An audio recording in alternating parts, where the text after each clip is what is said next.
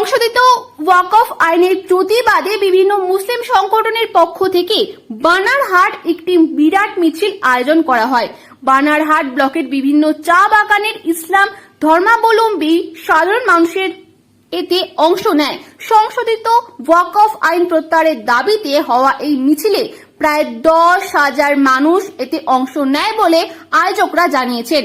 মিছিলটি বানারহাট চা বাগানের ফুটবল ময়দান থেকে শুরু হয়ে বানারহাট বাজার প্রদক্ষিণ করে তারাচাঁদ ময়দানে শেষ হয়। যে বানারহাটে ওয়াকফ বিলের প্রতিবাদে যে একটা বড় মিছিল বেরোলো, এখানে প্রায় কত সংখ্যক মানুষ উপস্থিত ছিলেন এবং কোন কোন এলাকা থেকে এখানে এসেছিলেন মানুষ? এখানে আমাদের সমস্ত ডুয়ার্সের আমাদের বানারহাট ব্লকের সমস্ত এরিয়া থেকে এসেছে এবং আমাদের এক্সপেকটেশন ছিল 3,000, কিন্তু 7,000-এর মতন লোক হয়ে গেছে। আচ্ছা, আপনাদের দাবি কি? আমাদের দাবি হচ্ছে যেটা ওয়াকফ বিলটা আনা হয়েছে এটা কালো কানুন, এবং এই কালো কানুনটাকে আমরা রদ করতে বলতেছি, ওই বিলটাকে আমরা রিজেক্ট করতে বলতেছি। কেন কি এটা আমাদের ধর্মের অধিকার উপরে হস্তক্ষেপ।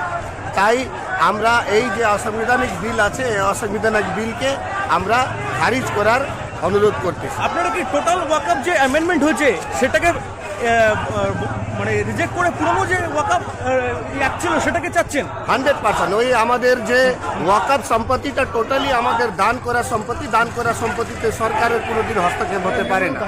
আমরা চাইছি এই পুরো বিলটাকেই বাতিল করা হোক।